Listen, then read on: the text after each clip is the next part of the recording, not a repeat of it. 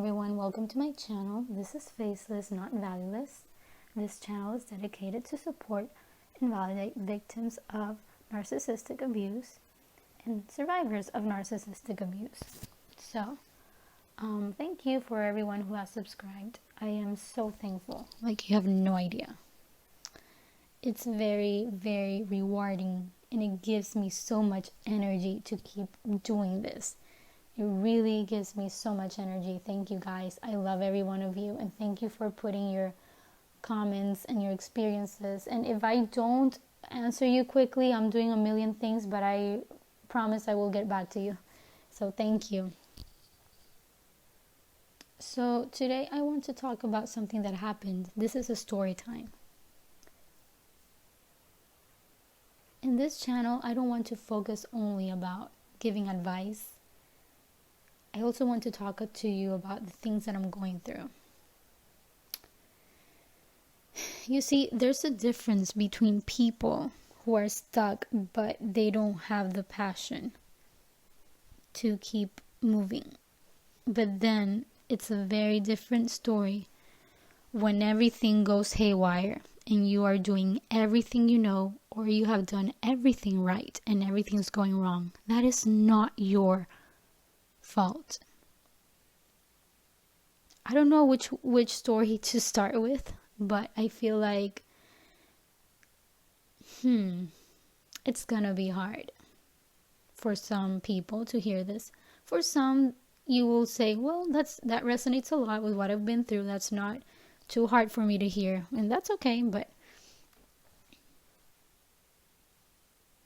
this happened recently. So, I don't think I've talked about this. No, I don't think I haven't. I think I did a video about this, but then I deleted it. Okay, so I would say around May. Second week, third week of May, I went with my friend to do some thrift shopping. So exciting. For those of you who don't know what this is and you're in other countries, it's basically you go to stores that sell secondhand furniture or secondhand clothes. You just buy them, So here in the United States, that's something that a lot of people do. And I like to do that because I like to save my money, but I also like to see what interesting things I can find and how I can custom make my own designs. And I used to be a fashion student, so I really like these things. And the person I went with was also part of this fashion program I was in when I was in that specific college. So I've known her since my first year of college, at least in that university.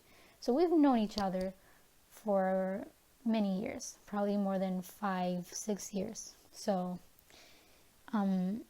let's give her a fake name. Let's say her name is Mary. Okay, so Mary and I, we went to thrift shop. That's a hard word to say. I'm sorry, guys. I'm bilingual. Please deal with me. Please help me, Jesus. Okay, so when we went to Goodwill and what's the other name of the store? Salvation Army. I think we only went to Goodwill. We spent hours and I was so happy because at this point I haven't been inside a Goodwill for like months, and I'm like, yay, I'm going to get some clothes. And you know how neon colors are very popular right now? So I saw a shirt that I really liked. Oh, and just to think about this, it grieves my heart. Well, let me continue telling you what happened.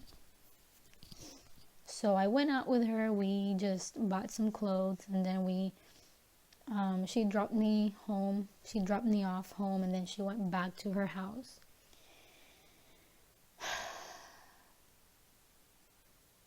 I should have known better.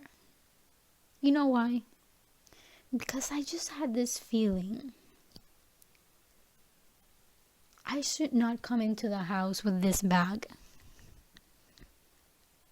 I just knew it, guys.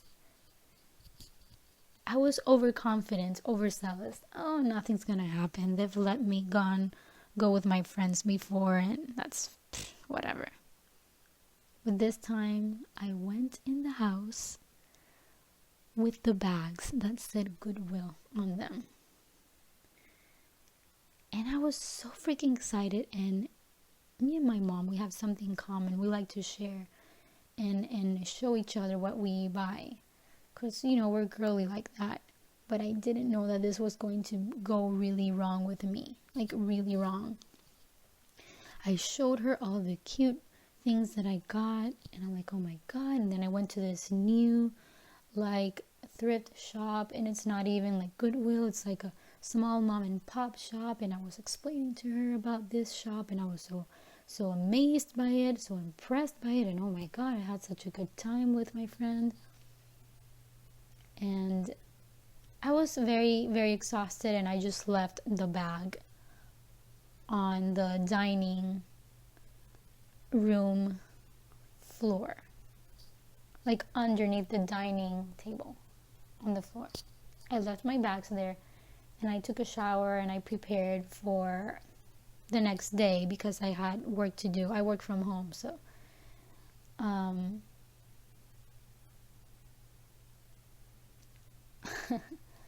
okay. So when I was showing my mom the clothes, she wasn't very happy. And I'm like, oh my God, what did I do wrong? And I'm like, I always wash my clothes. When I go thrift shopping, I always wash them before I actually use them, So I'm like, whatever, I'm going to wash them anyways. Oh my God, you have no idea.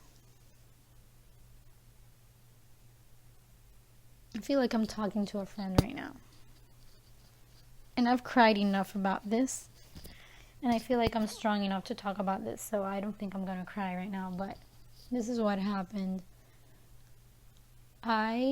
Without noticing anything, I just went to bed.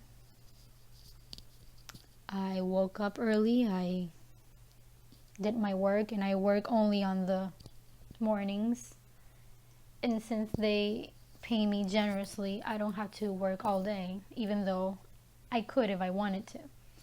So I finished my work, and it was around 9 a.m.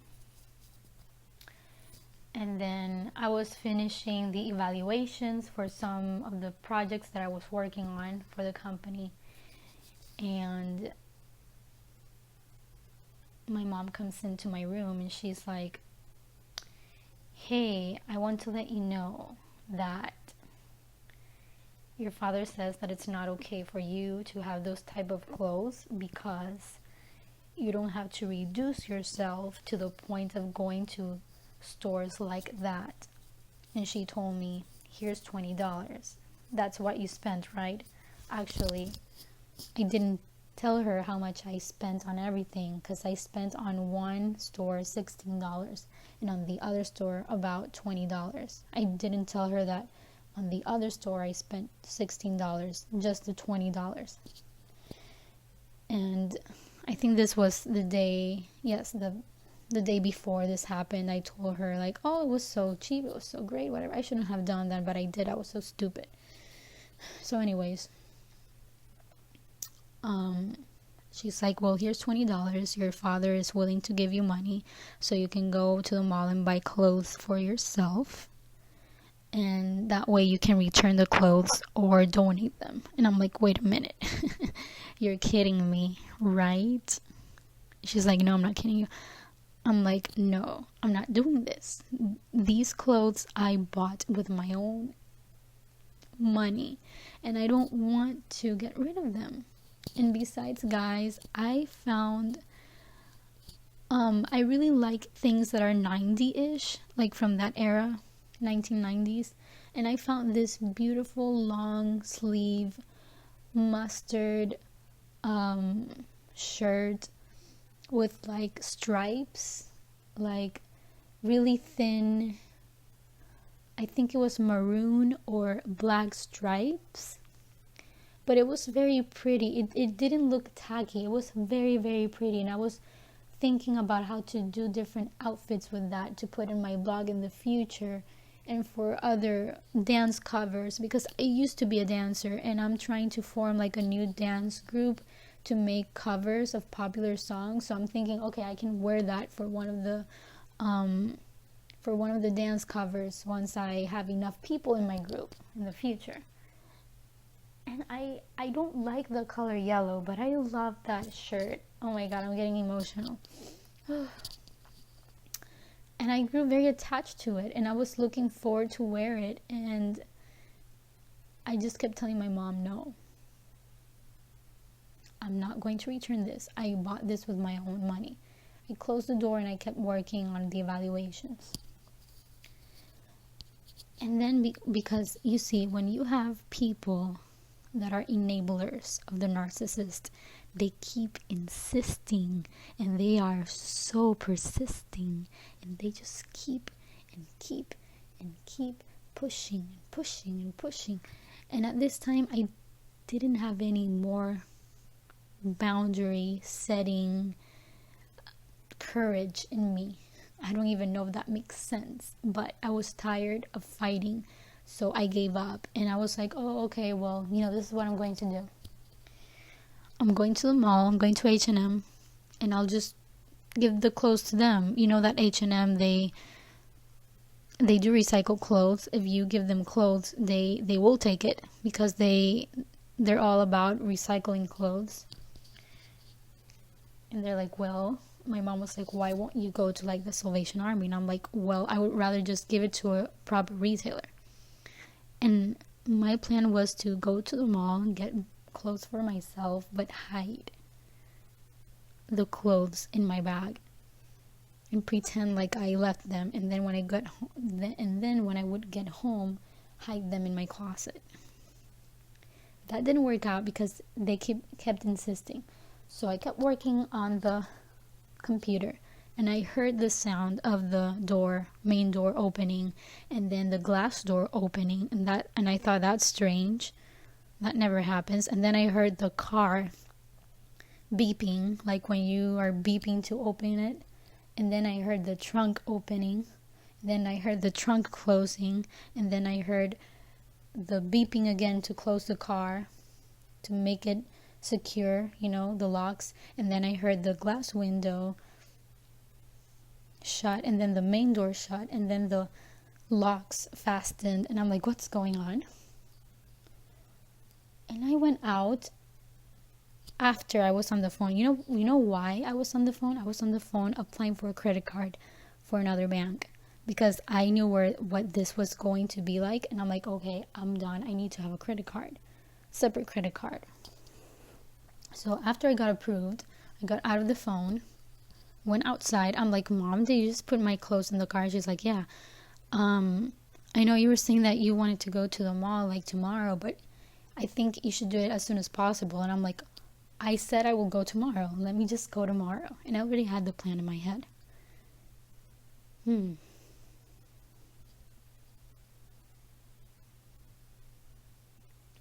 So they kept my mom was like, no, your father doesn't think you should have those clothes, because he doesn't know what type of people had those clothes. You don't know if the people who have those clothes are dead now. And my dad is very superstitious. Oh yeah, like really bad. And so I'm like, don't be ridiculous. They don't do that.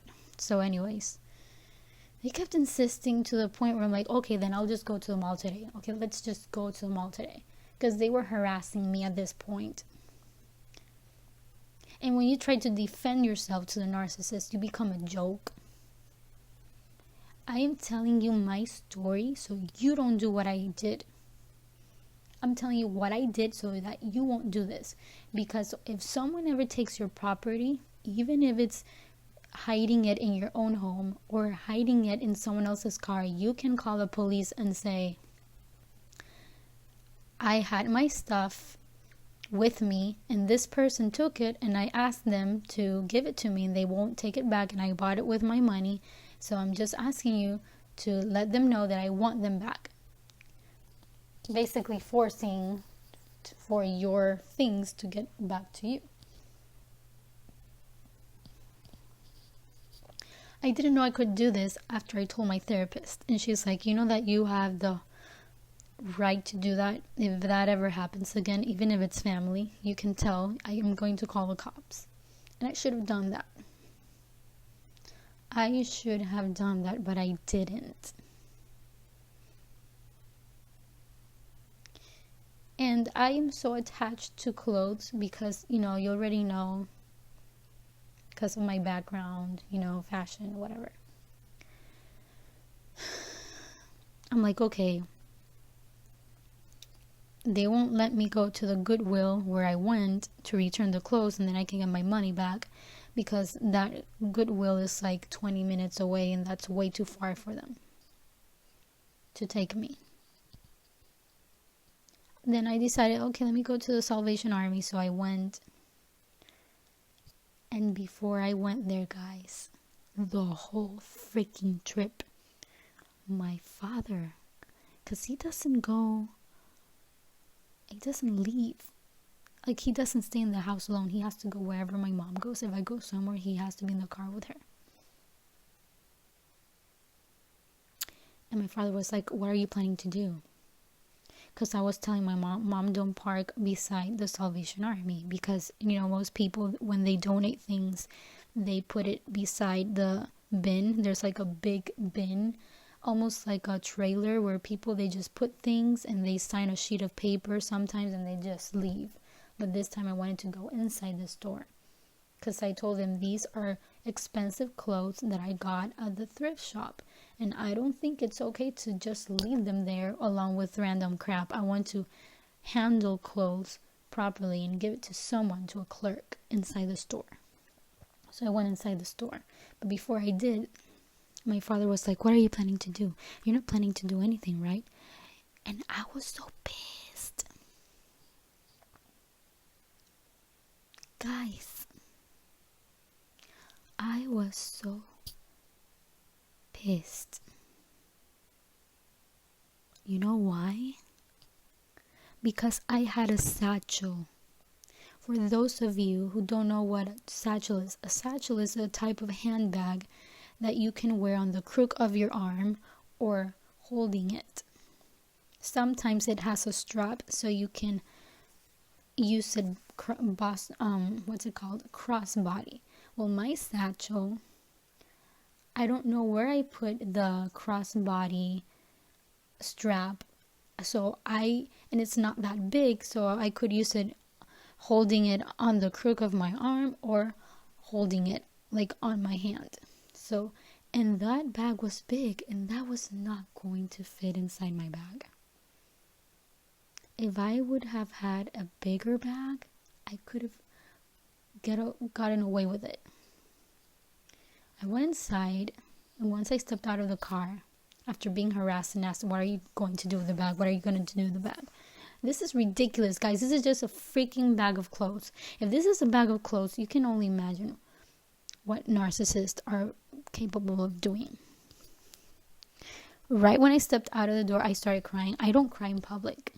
I used to, but I don't anymore. So for me to do that, I have to be extremely hurt. I just cried all my way to the counter. And the clerk was like, are you okay? And I explained to her everything that I was going through. And she's like, oh, baby, I've been through what you've been through. If you ever want to call me, you can call me. And then she put a phone number that I could call, like one of these organizations. But you already know how I feel of those organizations, because they rejected me. Because I was not in a spouse or romantic relationship. That's why they couldn't help me. At least that's what they said to me, those organizations. Anyway, and parentheses here. So she hugged me. She's like, you'll be okay. And then another random person hugged me. You'll be okay. And I was so happy to have found nice, genuine people. And then after that, I went to the mall and I bought clothes to myself. And when I went to the mall, the first thing I did after I got out of the car, I went to the public restroom and I just cried in the cubicle. I just cried and cried and cried and cried. It was so embarrassing because there were people in there. They were like, oh my God. Like, you know, when people, they're like knowing that there's something wrong, but they don't know what to do. And I was so embarrassed. I just cried and cried and cried. And then I noticed that they left, and I just stayed there in the bathroom trying to calm down, trying to calm down so I wouldn't look as if I was crying. That way I could have my normal face again. And when I felt more relaxed, I just went to the mall and bought a couple of things for myself. But I was feeling miserable because I would never see that shirt again. And I even tried about a month ago going again with my friend to that same thrift shop, and they didn't have those things anymore. Any of the clothes that I donated, that I had bought, none of them. They were gone. And of course, I don't blame the store. They were beautiful clothes. Anyone would have gotten them in a heartbeat. So yeah, I'm very sad that happened. And they have no boundaries, people. They have no boundaries. I felt so pressured. So this is the type of pressure that I felt. But why didn't I stick up for myself? Because I was never taught to do that. And I was never put in that position anyways. I have never ever experienced that, you know, someone taking my stuff. This was the first time my mom ever did that to me. And I felt so betrayed.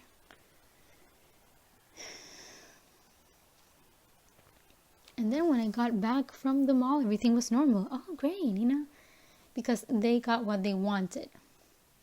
And I'm sorry, I'm going back and forth. I'm remembering things as I say them. I'm sorry. After I donated the clothes at the Salvation Army and I went back to the car, my dad was like, I'm so thankful you did this for me. Thank you, because you have no idea how much anxiety I had about you having those clothes. You don't know what type of people were wearing them. You don't know what type of people died in those clothes. Like guys, I was just so tired of fighting. I'm like, so I don't know why I had to narrate this, but I feel like this will help someone not do what I did. Please have boundaries and please have some decency for yourself. And next time, use a bag that's from another store. or tell your friend, hey, can you put these clothes in your closet, and once I move out, you can give them back to me. Especially if your friend doesn't have the same size as you. Perfect. I mean, if you are close with that friend and they don't mind using those items and you trust them and you know you will get them back, then that's a whole different story. But in my case, I could have just given her my stuff and known that she could have easily given it back. But no, I still grieve the fact that I don't have that yellow long sleeve shirt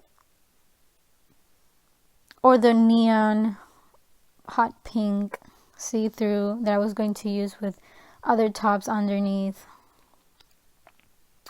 or the shorts, the J. Crew shorts that had green butterflies, and I thought, oh, those would have gone so perfect with the new Michael Kors bag, the butterfly. You know, Michael Kors released a collection, and in that collection he has like 3 different types of handbags with like butterflies and also like a small backpack. So I got those shorts specifically so I could use it with that bag that I was going to purchase in the future. I'm not trying to be materialistic here. I'm just trying to tell you how important these things were to me, because these things were representing my identity. Clothes helped me express myself and help me release what has been inside of me for so long. And I still grieve the fact that I don't have that shirt. I know one day I'll get something else, but it's not the same getting something, replacing it, and buying something with that excitement of being with your friend, having a good time. You have the memory of buying it, you know. I don't have that. I feel sad. I want to cry, but I won't cry. So, please don't. Just be more careful. And please don't do what I did, because I felt so sad after giving everything away. Sometimes I would just get in a deep depression just thinking about it, because I worked so hard to get that, and then I had to release it. I felt like a part of me was gone that day that I can never have back.